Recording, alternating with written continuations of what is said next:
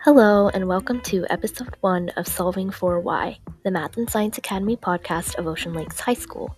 I'm your host, Mahi Sakarpe, and today we're talking to Cannon Robbins, Ocean Lakes class of 2024. Let's dive in. So thank you so much for joining me today. I would really love to start off with if you could just introduce yourself and tell us a little bit about your background from like the start to the end of high school. Yeah, for sure. So going into high school, I went to Plaza Middle School for I'm not sure if you're familiar, but it's like the pre-IB program there. Mm-hmm. And so I ended up deciding to go to Ocean Lakes instead of like continuing with IB, because I was more interested in like the math and science side of things. So I was I'd always said I like wanted to be an engineer or something like that, but I was like pretty unsure of exactly what that meant. I just knew I was pretty much just that I was interested in more of like the math and science stuff, and that had always kind of been like my stronger subjects. Um, yeah, so that was kind of where I was going into ninth grade. Um, yeah, and then ninth grade for me was like the big COVID year, so like a bit different like scene as like Ocean Lakes wise. It was like a lot of virtual classes, things like that, and just starting to get introduced to more like advanced math and things like that. But I still, even throughout ninth grade, I didn't really know exactly what I wanted to do. Again, like if someone asked me like what I wanted to do, I probably would just say like engineer, which I realize now is like such a broad term. Um, Mm-hmm. yeah, and then I think it wasn't until like I believe it was 11th grade, I took um, computer science principles, which was I guess just like the most introductory computer science class I found. And Mm-hmm. I'd done like computer science stuff through I don't know, through like those hour of code things, Yeah. and stuff like that. But I was pretty like unfamiliar with it overall. And so I think taking that class just gave me a quick and like a good like intro and like to the foundational skills of it, and kind of the fundamentals. And so I was interested in learning more about that. So I took AP Computer Science A my senior year, which I liked because I got into more of like actual coding and working with Java, and I thought that was pretty interesting. And so from those two classes, and just from my overall like interest in math and science, I thought that computer science might be something I want to pursue in the future. And so, yeah, I guess towards the end of my high school experience, I was applying to most colleges as like a computer science major. Um, and so I kind of just like ran with what I'd learned from those two classes. And for my senior project, I did something like relatively computer science related. It was like, I guess, a little bit more data science. I was working, well, as you may know, I was working with RStudio, and trying to create like a linear regression predictive model. So it's like definitely computer science related. And I was just like really interested in kind of learning more about computer science and how I could apply it to more things. Wow, that's awesome. So I think I was just curious in terms of the MSA projects, like the APA paper and iSearch, did those end up preparing you for your senior project, or were they kind of just random topics and then you solidified in junior year? Yeah, so my first one, the APA paper, uh, it was pretty unrelated. I think I did something about like solar energy. Yeah, I'm pretty sure I Oh, did. wow. I talked about solar energy. Um, I don't remember exactly like what the premise was there, but I Hmm. think my family had always pushed like sustainable practices and like stuff like that. Always been big on, yeah, like sustainability, and so I think kind of just combining that with like the idea that I wanted to be an engineer, kind of led me to like, oh, like solar panels, like I don't know, solar energy, that's kind of cool. Like I'll just write about this. Um, but then my iSearch paper was a lot more related to my actual senior project. With my iSearch paper, I was trying to remember exactly what it was, but it was essentially like looking at applications of data and deep learning in different fields. So I remember like a couple of the things I looked at were like self-driving cars. Oh yeah. It's honestly the main one I remember. But yeah, so that was definitely a lot more related to what I ended up doing with my senior project because I ended up like applying data analytics, I guess. So yeah. Yeah, that makes sense. Pretty cool to see the progression. So currently you said you're a sophomore at MIT, which is pretty cool. So how do you see yourself applying what you learned or got introduced to in high school actually in college? Like, what are you majoring in, and how are you kind of getting more real world experience in this area? Yeah, for sure. So it ended up, I think, being a lot more relevant than I expected. Um, so I'm planning to major in computer science. And for example, like something I did over the summer that's actually like I guess like pretty relevant to what I did in high school is like or kind of building off of it was I was working in an AI research lab in Chile actually through an MIT program, and so I was basically looking at like the inner workings of like different large language models and seeing working on that kind of thing, which I think is like it's like kind of just a natural progression from what I was doing in high school. Like high Hmm. school, I think my iSearch paper, for example, was very like high level about like all that kind of stuff about like how we can use data in the real world and things like that. And then, yeah, my senior project, I did a little bit of that, but again, it was still at like kind of a high level. I didn't get deep into like artificial intelligence or anything like that. And so I think it's kind of just like a cool progression from that into actually being able to like work with AI models and like work with people who are actually doing like real research on that. So that was pretty cool and probably going to be expanding on that in the future. Um, yeah, happy to talk more about like future plans and stuff. Oh, yeah, for sure. So, before we go to future plans, I did want to ask, I know you mentioned this a little bit earlier, but what specific skills, and this could be like technical or non technical, are you using like every day as a college student that you developed or kind of got introduced to through the MSA? Yeah, so I think the first one, I guess, would just be coding.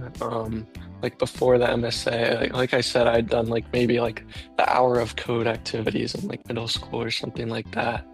Um, but I really didn't know much about coding at all until like taking the computer science classes in 11th and 12th grade, and that's something that now uh, I use on a daily basis. Like pretty much all my classes are like coding related, and so that's very much something I use on a daily basis. Trying to think of other skills. I think just like no, these are again, this is kind of a basic one, but just like I thought it was very helpful, like the more advanced like magnet, the multivariable calculus, and the diffie-Q classes Oh, yeah. that you can take senior year. I thought that Hmm. was pretty helpful because like my first semester at MIT, I had to take a multivariable calculus class, and it's like a requirement for everyone to take that here. Hmm. So that was like, I don't know, really nice to have some background on that and to have background with advanced math, especially like as I've gotten into like some computer science theory courses, and then it's really all like based in math. So that was definitely helpful. And then as far as like non-technical skills, um, I think just like work ethic is like a very big one here. It's Hmm. definitely like a lot of a grind here, and I don't think I would have been as prepared for it if like I didn't go to like the MSA where classes are definitely like more challenging. Um, yeah, and then outside of that, I think another kind of basic answer, but like leadership. I think like leadership and then like the presenting ability, like especially through the senior project. For example, like I gave a presentation a couple weeks ago for like this undergraduate research I'm doing, like Hmm. presented to a research team. And so it's super helpful to like have that background presenting in how like 100 or so people in Wow. person because that was like definitely good to have when I ended up presenting like a couple weeks ago with my research team. It was definitely good to have that experience presenting in a larger setting, even though this setting, like with my research team, wasn't as big. It Hmm. was super useful to have that ability and just like public speaking in general. So could you go deeper into that? I'm really curious about what you're currently working on, if you have any research projects or past passion projects that are pretty cool. Yeah, for sure. So I ended up getting into so undergraduate research is like a pretty popular thing at MIT. Hmm. There's like a special like name. It's called like UROP, UROP. Just stands for undergraduate research opportunities, I think. And so I ended up like cold emailing a bunch of people my freshman spring looking to get involved. And I ended up hearing back from someone in the cybersecurity department. It's actually interesting. He mentioned that one of the reasons like that he was interested in having me was because I had the background with like linear regression from my senior project. So that's actually something pretty cool that I got out of my senior project. Wow. And so now basically I'm working with like a couple other undergrads in the cybersecurity department. Um, and yeah, I guess the overarching like the project at a high level is essentially trying to use like graph theory. Uh, I don't want to get in like too deep into it, but I don't know if you're familiar with like Monte Carlo simulations. Oh yeah. Hmm. But essentially trying to use graph theory and Monte Carlo simulations on the weights of the edges in the graph Hmm. to try to figure out like what nodes within like a software system, within like software dependency graphs, um, are like most vulnerable. Um, and this would hopefully be valuable to some companies. Wow, that's super interesting. That's amazing. So, um, I know you're only just a sophomore at MIT, but have you started thinking about future plans, like in terms of maybe higher education or jobs slash internships? Yeah, for sure. So um I think my main I don't think I'll end up going into higher education. Like a lot of people do like a 1 year master's here, a master's in engineering, so I definitely will consider that. But I honestly think more likely just to go into industry after college. And I think like my goal role, I guess, is just like software engineering and I know that's pretty broad, but I haven't really narrowed in exactly where like what kind of company I want to be at, but I'm hoping to like over the next couple summers to maybe experiment with like a smaller company, like at the startup level, on maybe like a larger company as well to kind of see the difference there and learn more about like, yeah, I guess what particular company I would want to work at. But I think my the role that I'm targeting, I guess, is like software engineering. Um, yeah. That makes sense.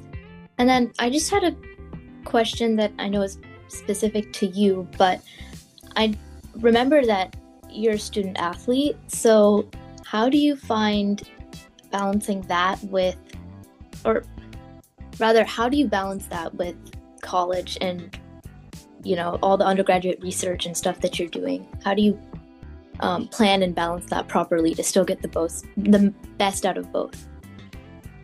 Yeah, so I think what's really nice about MIT is the freshman fall, so your first semester there, which is also like I play soccer here, which is also soccer season. It's like a pass fail semesters. Um, and if you fail a class, like it's it's actually no record. So it just gets wiped from your external transcript. So essentially, you don't get grades for like your freshman fall, and instead you just get like a pass, or that if you don't pass, it's just like wiped from your record. And so I think that was super helpful as far as like settling in and figuring out the balance. I think as far as like how I balance it, I don't know. I think the biggest thing is just like one, like being very proactive. I think especially during soccer season, you'll have like weekdays where we'll have to travel like a couple hours to an away game or things like that. So just like structuring like what you know uh that you have to do like by a certain date, and like planning out like when you're gonna finish your assignments, and kind of you have to plan that kind of around your or for me, my soccer schedule, because the soccer schedule is very rigid. Yeah. But like assignments, usually you have like about a week to get them done. So I think for me, it's just like very much about like planning exactly when I'm gonna do my assignments and things like that. Mhm. Um, yeah, and I think it's nice because there's a large community of student athletes, and you get to know them like immediately. Uh, so it's really helpful as far as like getting advice from them. Um, but yeah, I don't know if that completely answers your question. No, that's awesome. I think it is crucial for some MSA students to hear that they can balance sports and the MSA, or like sports and college, if they just plan it correctly. Yeah, for sure. So just a couple more questions. Kind of going back to the MSA in particular, what would you say was your favorite experience or maybe class, apart from the computer science ones that you already mentioned, that you took at the MSA? Yeah, that's an interesting question. Trying to think back at classes.